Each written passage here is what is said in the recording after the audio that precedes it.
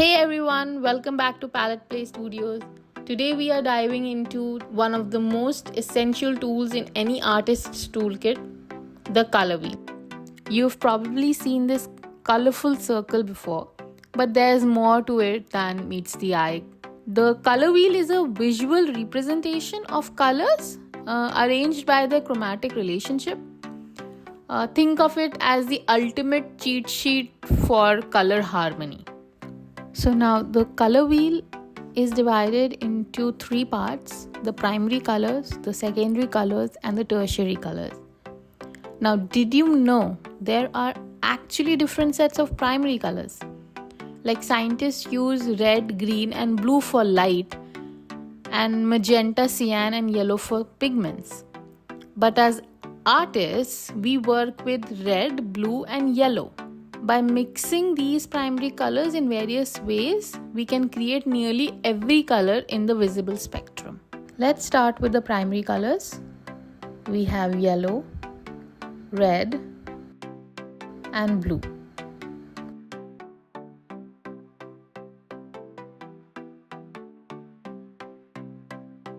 When we mix these three colors in different combinations, we are gonna get the secondary colors. So let's start with mixing yellow and red together, and we can see we get an orange color. Next we mix yellow with blue, and we have got ourselves a green color. Last, red and blue, which gives you a purple color. These are your secondary colors.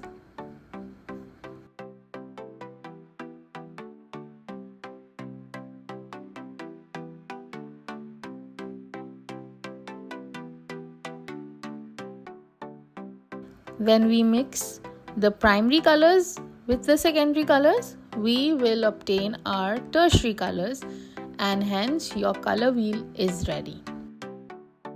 Now let us make our own color wheel to understand the color theory.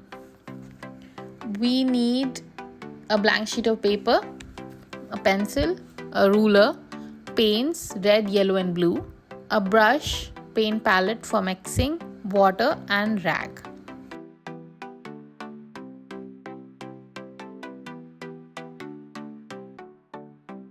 Let's start by drawing the circle. Using a pencil and ruler or a tracing tool, we need to draw a large circle first and a smaller circle inside of it so that a band is formed.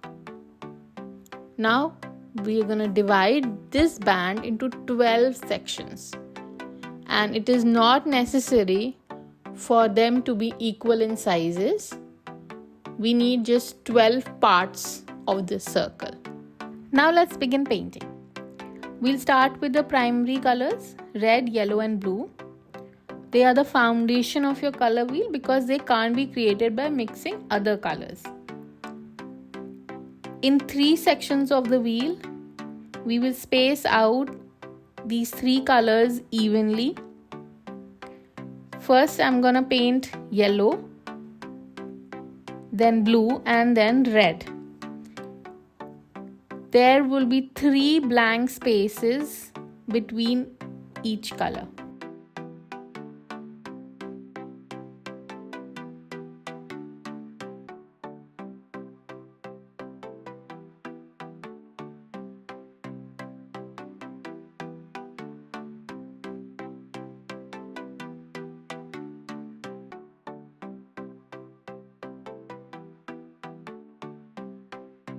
When we are done with these 3 colors,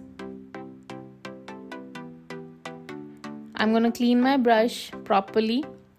Now we are done with the primary colors. Let's move on to the secondary colors. I am going to start with the yellow color, and I am mixing red color in this to form orange. Now I have to mix this paint evenly. As orange is formed, I will place this color between yellow and red so that there is one blank space on each side of orange. Next, I am going to lighten this orange color a little first, and then I am going to add more yellow to this. This is your yellow orange, and I am going to place this between yellow and orange.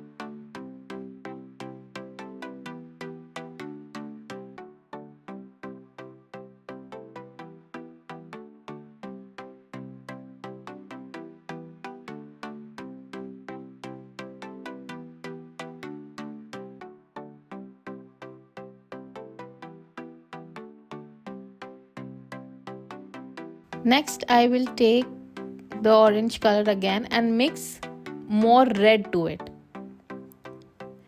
When I mix more red to this orange, it will be like a reddish orange color. It's like near to magenta color, and I am going to place this color between orange and red. The transition from yellow to red is complete. Now let's move on to the second color. That is the purple color, so I am taking a little bit red here. I am going to add blue in this, and there you go. You can see we get a purple shade, and I am going to place this in the middle of blue. And now I am going to take blue color and add it to purple. I am going to lighten this purple a little bit, and here I mix my blue color in it, and you will get a purplish blue color, and I am going to place this between blue and purple. Next, again in this purple, I am going to mix red color, lighten the purple a little bit, add red color to it, and I am going to place this purplish red between purple and red. So now you can see your transition from yellow to red, red to blue is complete. We are moving towards our third section and the last section, and I am going to mix blue in this, and a green color would be formed. This is your third secondary color. I am going to place this green color between yellow and blue. As I said earlier, again one blank space left on each side of green. I am lightening this green color bit and adding more yellow to it. This has moved towards a yellowish, greenish, light greenish color, and I am going to place this between yellow and green.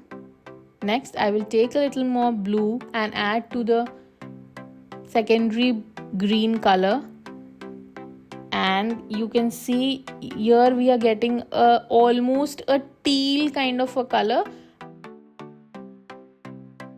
So here the color wheel is complete. We have the primary colors yellow, blue and red, the secondary colors orange, purple and green, and the tertiary colors greenish yellow, bluish green, bluish purple, reddish purple, red orange and yellow orange. Each color on the wheel is related, and the color wheel is basically our best friend for creating balanced art, right? So we can use these color combinations by understanding complementary, analogous and triadic schemes. Next, we are going to discuss all these three.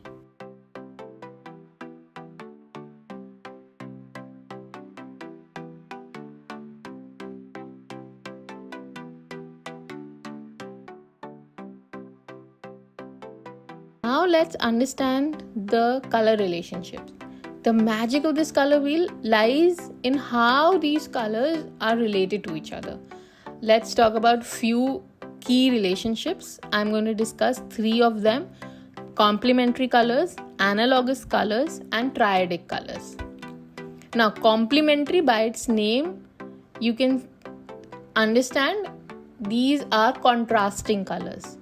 These are the colors which lie opposite to each other on the wheel, like red and green, blue and orange.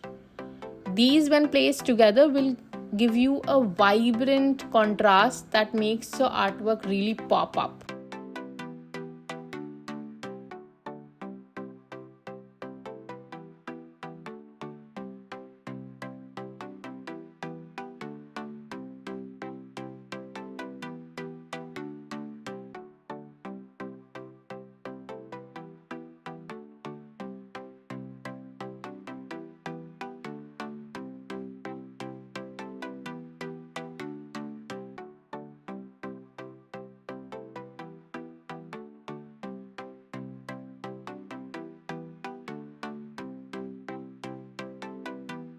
So now we move on to the analogous colors. Now these are the neighbors on the wheel, like blue, blue-green, green, greenish yellow, and moving on towards yellow.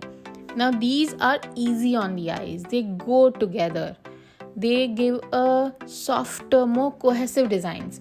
Now generally we have seen these specific colors which I have mentioned here when we are making a landscape, when we are giving you a grassland, when we are giving you trees, backdrop of trees, we generally use these colors.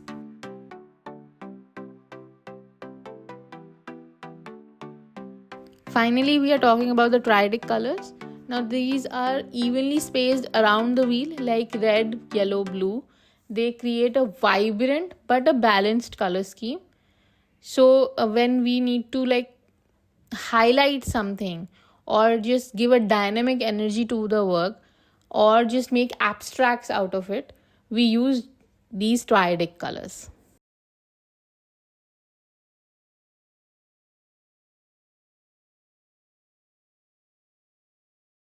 Few examples of complementary and analogous colors. Firstly, I'm using this yellow color in which I am mixing the purplish reddish color. Now you can see how the bottom is in contrast with the upper side of the circle.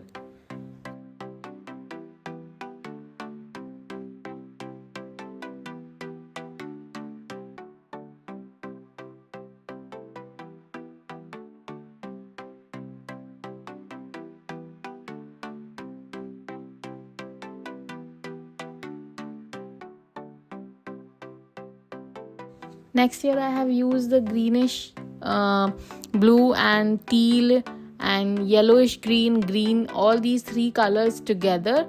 Now this gives an idea of like a distant tree-like structures, forest like this in a distance. In next few videos I will be covering how to make landscapes with watercolors, beautiful landscapes in which we will use this technique. Next you see this pinkish color circle which I am complementing with a green color. Lastly, I have used these purplish, reddish purple and bluish purple color together with a little bit red in it as well. Now you see how these are analogous to each other, just giving a minute amount of depth to each other.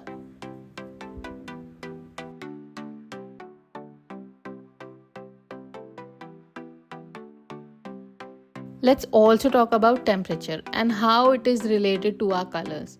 Now on this color wheel, there are warm colors and cool colors. Your warm colors are reds, oranges, yellows, which give you warmth, which give you energy. On the other hand, your cool colors are your blues, greens and purples. They are like calm, serene, like the sky with clouds. So understanding the emotional impact of warm and cool colors can really help set the mood in your artwork. Now, the color wheel isn't a rule book. It's a tool for exploration. Like mix unexpected colors, break the rules and see what can be created out of them. Thanks for watching. Remember, life's better with a splash of color. Until next time, keep exploring, keep creating.